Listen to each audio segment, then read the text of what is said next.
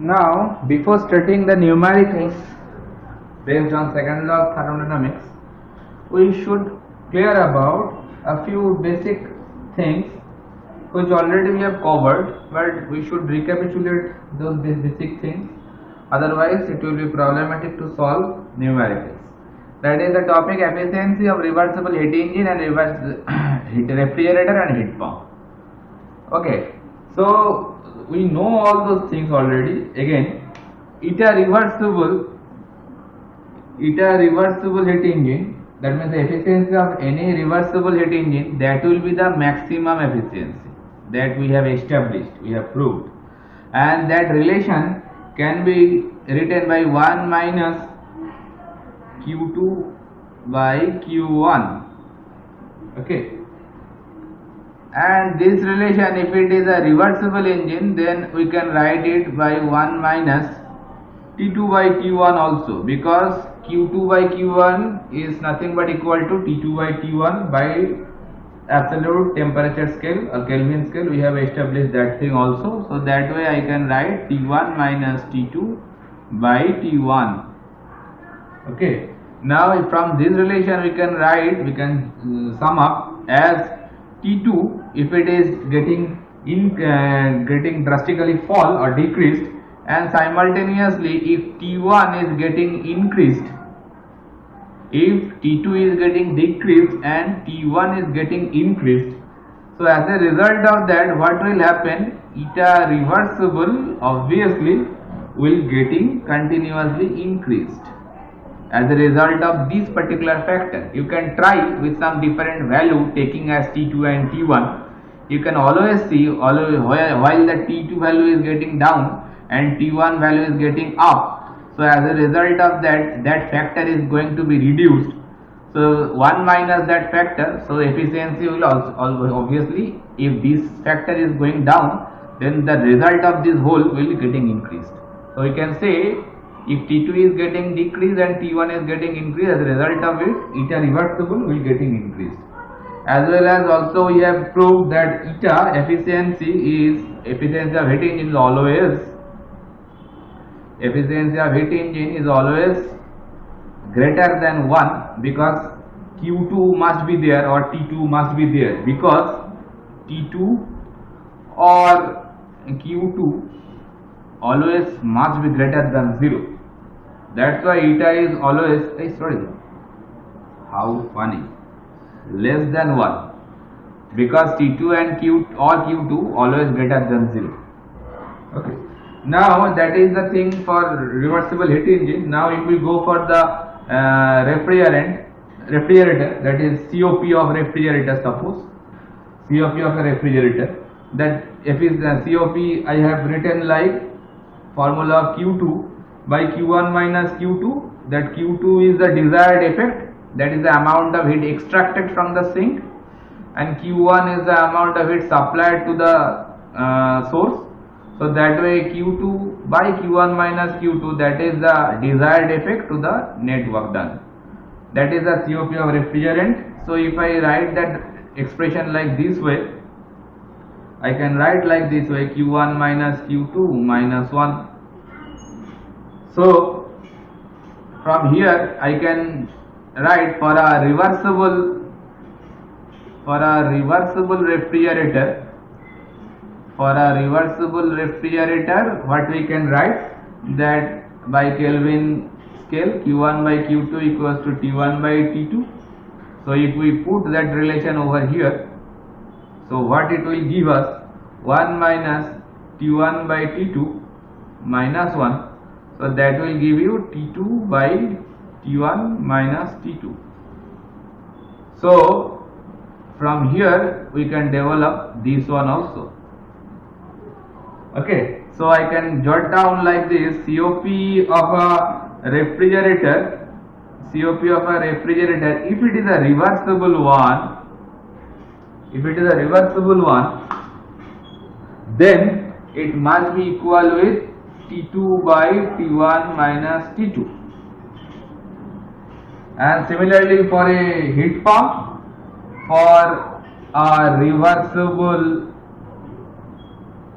heat pump, I can write COP for heat pump, and if it is a reversible one, then in the same fashion I can write it will be T1 by T1 minus T2, because actually we know for reversible and irreversible both, we know it is Q1 by Q1 minus Q2, because Q1 is the desired effect, that is the amount of heat supplied to the source, and the Q2 is the amount of heat extracted from the sink. So that is the efficiency of COP of heat pump, if it is reversible or irreversible both.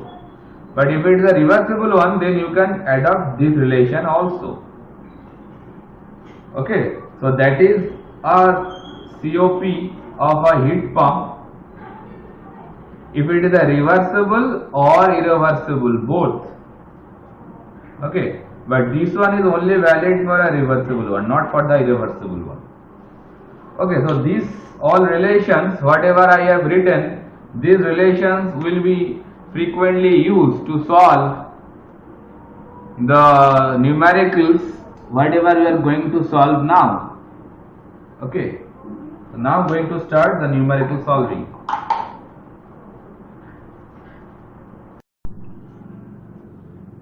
Now in this video we are going to see solving of a numerical based on second law of thermodynamics.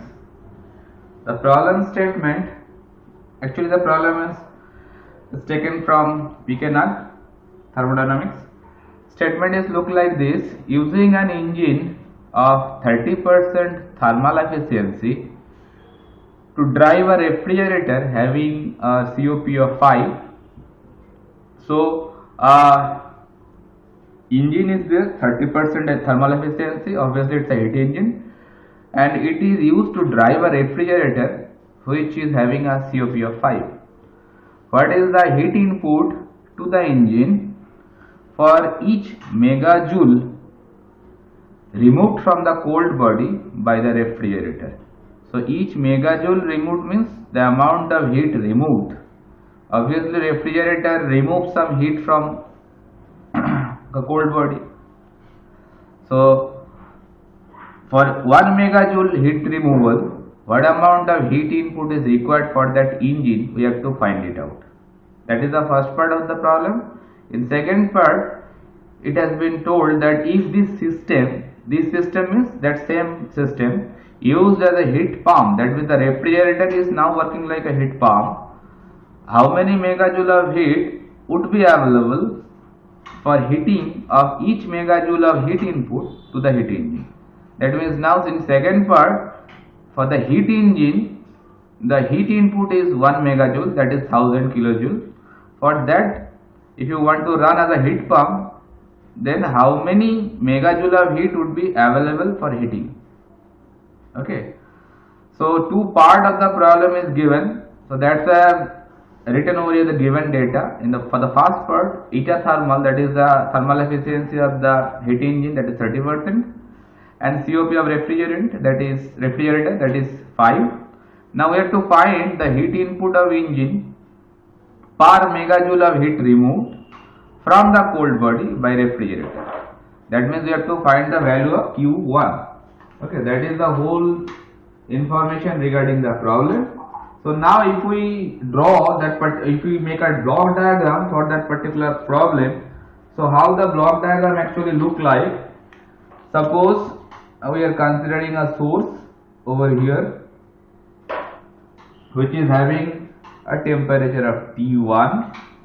Okay, now from T1 basically a heat engine is running, that is a heat engine that is having a heat inflow of Q1, and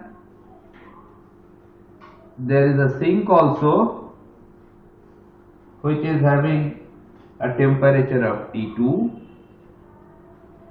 Now obviously heat engine will remove some amount of heat, assuming that as a Q2. Now the amount of heat work it will produce, that work is going to feed to a refrigerator.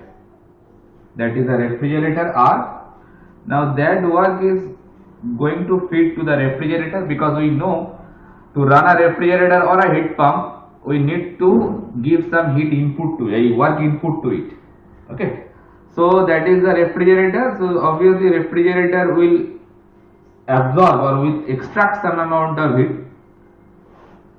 and it will deliver or reject some amount of heat. Okay, so Q1, Q2 I have given already, so I assume that is Q3 and that is Q4. Now that is a W should be there. The W what is coming out from the heat engine, that is going to feed to the refrigerator. Now it is a combined cycle which is constitute a heat engine and a refrigerator. From heat engine some amount of heat work is produced, that work is going to supply to the refrigerator. That way a refrigerator and a heat engine both is working, constituting a cycle inside two thermal reservoir, that is one T1 and second one is T2. Understood? Now if we go to solving part, that we know that COP can be expressed by the desired effect by the net work done. So what is the desired effect for the refrigerator? Desired effect is this Q3. So Q3 by the amount of work done needed to run the particular refrigerator. So that is nothing but the COP5. Now in the problem statement it is told sorry, that per megajoule of heat removal. So that is the amount of heat removal. What amount of heat is removed? That amount of heat is removed from the cold body. Okay. So if it is 1 megajoule is prescribed here. So 1 megajoule I can write over here, 1 megajoule. So by W is equals to 5. So that way the W you can find from there. 1 megajoule is nothing but 1000 joule divided by 5, that is 200 joule.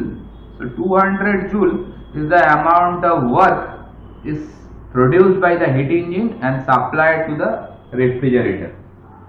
Now for heat engine, what we can do for heat engine, we know the thermal efficiency of a heat engine is nothing but the formula many times I have written already, Q1 minus Q2 by Q1.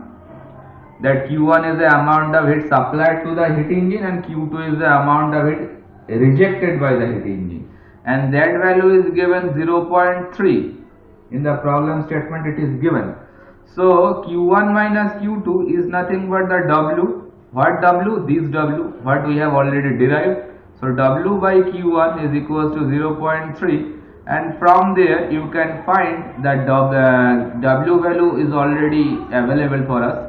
So from there you can find the Q1 value, which is W by 0.3.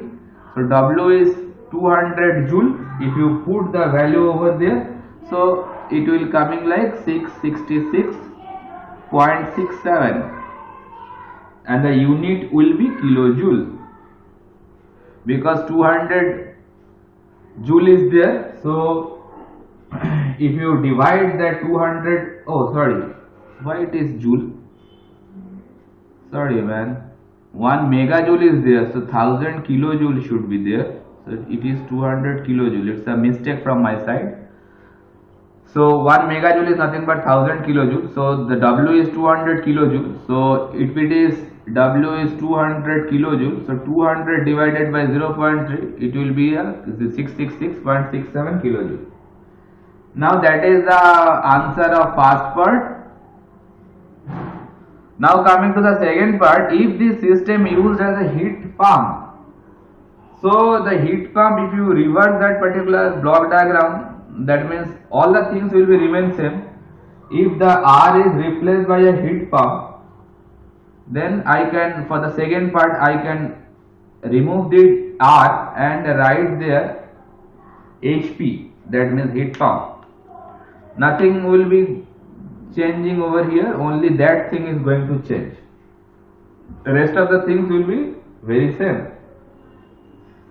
Okay, now for the second part, how many megajoule of heat would be available? How many megajoule of the heat will be available for heating? That means actually asking that Q1 value. So second part, find the how many megajoule of heat would be available for heating. That means we are asking Q1. We are asked Q1. Not Q1. How many megajoule of heat would be available for heating of each megajoule of heat input to the heat engine? Acha. Each megajoule of heat input. Each megajoule of heat input to the heat engine. That means for Q1, while Q1 equals to 1 megajoule, while Q1 is 1 megajoule, then you have to find, then we have to find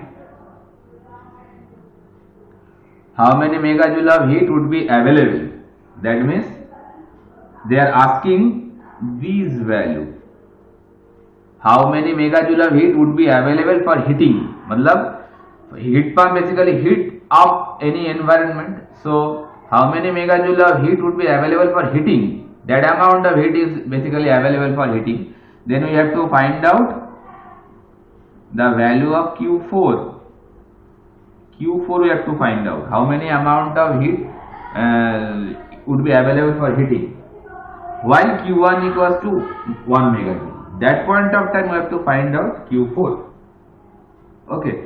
So both of the part of this problem is interlinked with each other. So while COP heat pump is not given, but COP refrigerant is given. So already I have established a relationship. I don't think you people can remember or not. COP refrigerator, if you add 1 with it, then you can get the value of COP of heat pump very easily. That thing very easily can be derived because COP of refrigerator is nothing but, from here if it is a refrigerator, then I can write that Q3 by Q4 minus Q3, sorry, Q4 minus Q3, that is the COP of refrigerator. Okay, and if we add 1 with this particular expression, so what will give? Q3 will be cancelled. As a result of it, it will come Q4 by Q4 minus Q3, and it is COP of heat pump actually. So that way this relation always should be remembered, this one. So COP refrigerator is given 5, so as a result COP of heat pump, it is available to us 5 plus 1, it is 6. Okay, and COP of heat pump, it is now available for us. So now coming to the engine part, for heat engine, Q1 is basically 1 megajoule. Okay, so now eta thermal, we can write W by Q1, that is for the heat engine part. Now Q1 is basically 1 megajoule is given, and efficiency is 0.3 actually given. So if we continue that particular equation, Q1 now is changed from 1000 kilojoule, it is mentioned here, and W obviously will be changed. As a result of it, W is coming 0.3 into 1000, that is 300 kilojoule. Now as a result of 1 megajoule heat input, that work done is actually changed from 200 kilojoule, it is increased up to 300 kilojoule.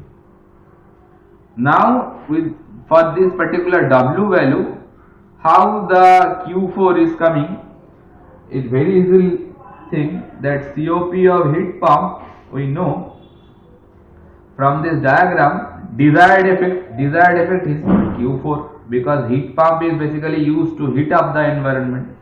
So that's why Q4 is the desired effect, and the net work done, that will be remain same, Q4 minus Q3, and that value already available to us 6. Then Q4 minus Q3, what does this mean? That means is nothing but W. That W already available for us. So from there you can easily find out the value of Q4, that is 300 into 6, nothing but 1800 kilojoule, or rather say 1.8 megajoule. 1.8 megajoule. So that is the answer for the second part. Okay, I think it is clear to you. Now we are going